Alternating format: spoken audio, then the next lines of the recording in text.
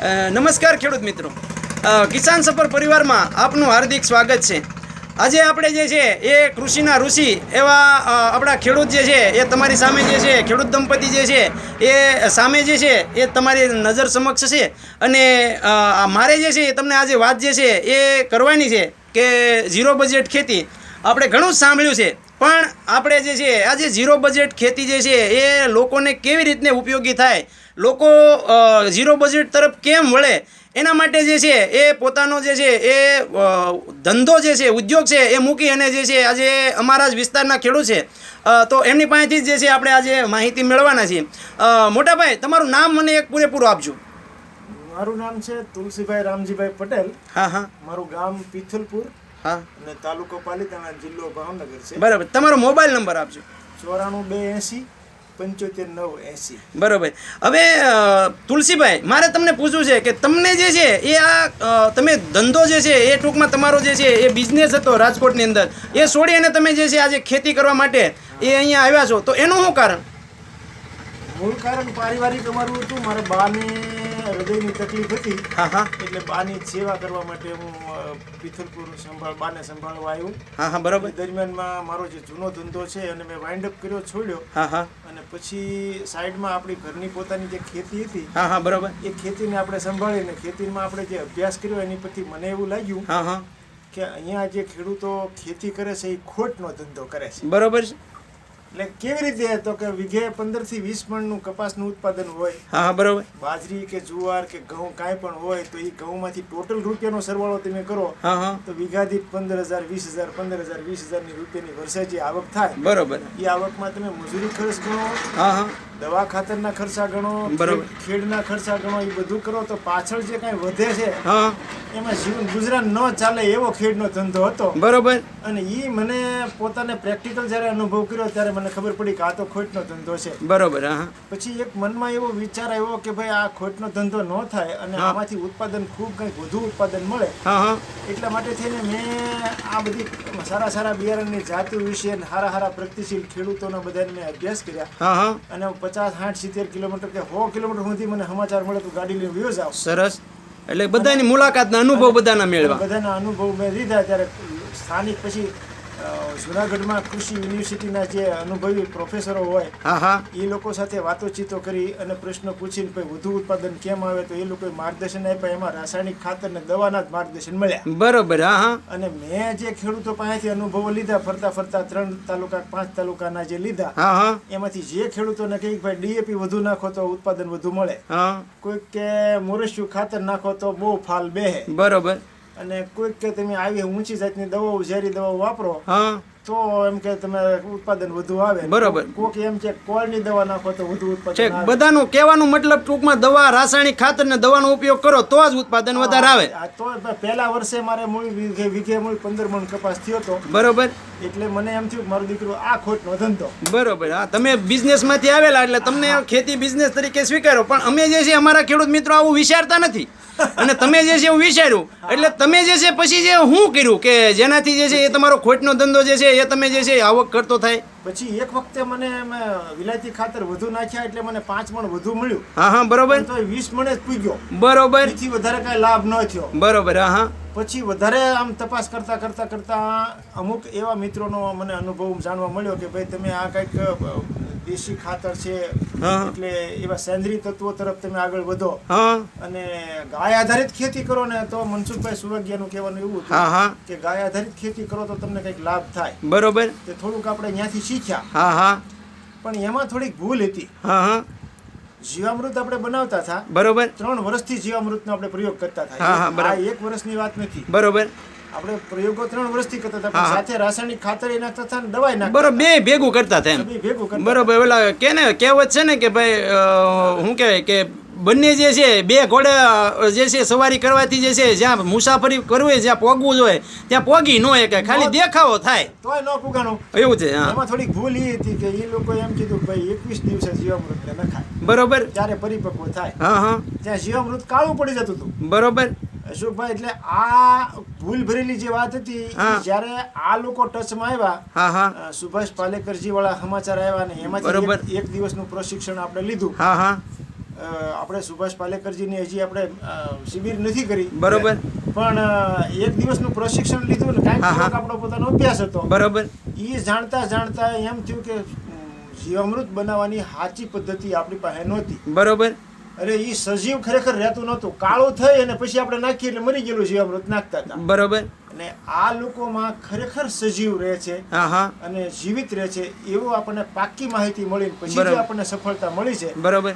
પછી આ સુભાષ પાલેકરજીએ જેટલો અભ્યાસ કર્યા પછી આપણને જે તારણ આપ્યા છે એ એવા વૈજ્ઞાનિક તારણ આપ્યા, બરોબર, કે કદાચ આજની તારીખમાં આખી દુનિયામાં એનાથી ઊંચું કોઈ વિજ્ઞાન હજી નથી, બરોબર, ઉત્પન્ન નથી થયું. એટલે એ મને જયારે અનુભવ થયો, મેં કીધું ના ના આ વાત પ્રોપર છે, એકદમ વૈજ્ઞાનિક છે, એકદમ સાયન્ટિફિક છે. તોય પિથલપુરની માલપા બીજા ખેડૂતો જયારે ડીએપી લેવા ગયા ત્યારે મારું મન આંચકા મારતું હતું કે હું આમાં જો નિષ્ફળ થાવ તો બધા વાતો કરશે, તો ગામ દાંત કાઢે અને મારે આખા વર્ષનું ગુજરાન કેમ ચલાવવું. બરોબર છે. તે આમ ભય લાગે, પણ તોય તે ઓલી પદ્ધતિ પ્રમાણે આપણે પહેલા કમ્પોસ્ટ ખાતર તૈયાર કર્યું, અને પછી શાહની અંદર આપણે કમ્પોસ્ટ ખાતર કેટલું નાખ્યું, 6 વીઘામાં 3 ટેલર નાખ્યું, બરોબર. હવે 3 ટેલર એટલે ચપટી કહેવાય, બરોબર, હું ગાડ્યું કહેવાય. એટલે કહેવાનો મતલબ એવો છે કે ઈ નાખ્યા પછી આપણે ડ્રીપ પાથરી દાટ્યા પછી અને પાણી પાયું 3 દિવસનું, પછી જયારે કપાસ સોંપવાના હતા ને તે આંગળી કરીને આમ ખાડો તમે કરો ને 20-25 અળસિયાના બચ્ચા ને અળસિયા ને એવું બધું જોવા મળે, બરોબર. એ જયારે જોવા મળ્યું ત્યારે આપણને વિશ્વાસ બેઠો કે આપણને પ્રશિક્ષણમાં આપણને કહેવામાં આવ્યું હતું કે અળસિયાને ગાયના છાણ મૂત્રની સુગંધ ગમે છે, એટલે તરત કાર્યરત થાય છે અને ઉપર આવે, બરોબર. એટલે પહેલો આપણને જયારે પુરાવો મળ્યો પછી આત્મવિશ્વાસ વધ્યો, બરોબર, કે આમાં આપણે અત્યારે હાલવા માંગીએ છીએ એ આપણે રાઈટ હાલીએ છીએ, બરોબર. એમ તમે જે છે એ કપાસની ખેતી કરી, મને જાણવા મળ્યું છે કે તમે આ વર્ષે નહીં પણ ગયા વર્ષે વીઘા દીઠ જે છે 42 મણનો ઉતારો લીધો હતો, 44 મણ.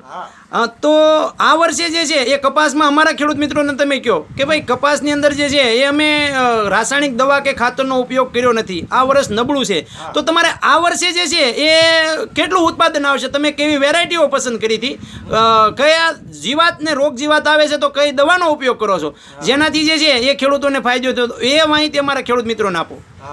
પહેલી વાત તો એ કે બિયારણ આપણે પસંદ કર્યું હતું એવું કે એ જ્યારે એની પાકવાની અવસ્થામાં આવે ત્યારે નીચેથી કપાસ તળતો જાય અને ઉપરથી ફાલ બેસતો જાય, બરોબર, અને એને સુસ્યા ઓછા લાગે, બરોબર, અને ભાંગે ઓછો, એવી વેરાયટી પસંદ કરી. વેરાયટી આપણે પસંદ કરી, એમાં કાવેરી કંપનીનો આપણે જાદુ અત્યારે પસંદ કર્યો હતો, બરોબર છે. એવી ઘણી બીજી જાત છે, બરોબર, જે આપણને ભાંગે નહીં અને કે નીચેથી તળતો જાય ને ઉપરથી ફાલ બેસતો જાય, બરોબર, આપણને લાભ મળતો જાય, બરોબર.